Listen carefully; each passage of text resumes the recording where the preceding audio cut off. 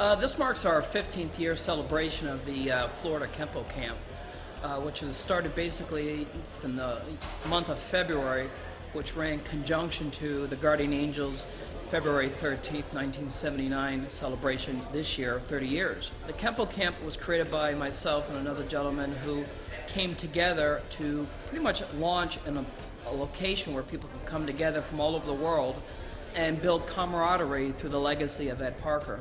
This is my 5th year, and when Sean became my student, he invited me to teach at his camp, and as far as I'm concerned, it's the best camp in the world. We've had what I consider the who's who, not only in the Kenpo community, but people like Bill Wallace and Joe Louis, well-known people Ed Parker Jr., and tonight, again, we have people like Grandmaster Michael Robert Pick, special guest, honored guest, the founder of the Guardian Angels, Curtis Sliwa.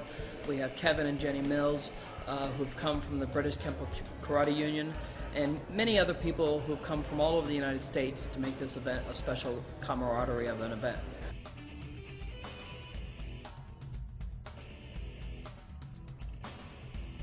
Guardian Angels, we just celebrated our 30th anniversary from the time I was a night manager and Mickey D's McDonald's in the Bronx, and took out 13 young men, later to be joined by young women, blacks, whites, Hispanics, Asians, unarmed, and went down into the slime and grime of the subway system of New York to patrol round and round, make citizens arrests, try to improve the quality of the city of New York, which was falling into the abyss.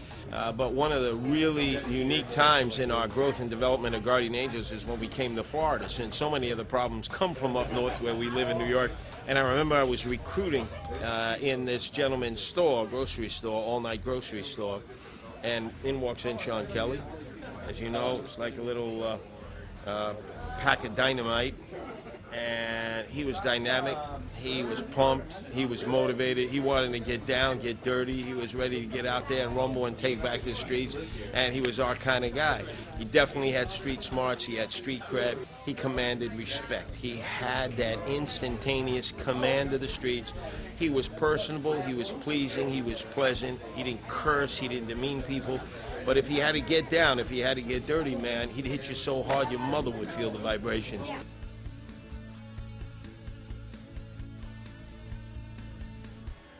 This is my second invitation that I've exercised at Sean Kelly's Florida Kenpo Camp in February. And one of the things that pops out in my mind is that in this group, and there are people from different schools, there are no cliques, that everybody's approachable.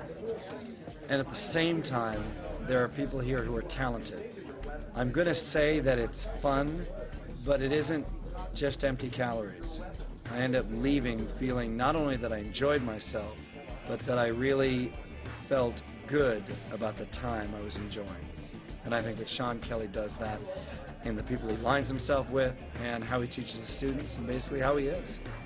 Well, you know, Sean's has an indigenous group, and his group reflects him.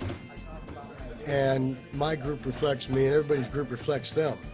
But what we've done is we've created this American Kenpo Alliance in which to bring this synergy of individuals that are dedicated and committed to a similar path. I just feel that it is an honest camaraderie. I feel that it is an authentic welcome. And so I would say the brotherhood or fellowship or camaraderie is real and warm.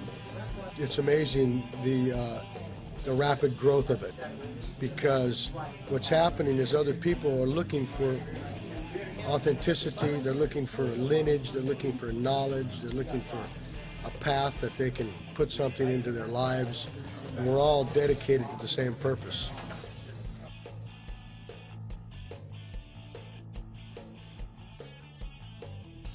Sean Kelly was leading our efforts throughout southern Florida, particularly in Palm Beach County, particularly in Riviera Beach, which was completely out of control, Lake Worth and West Palm Beach.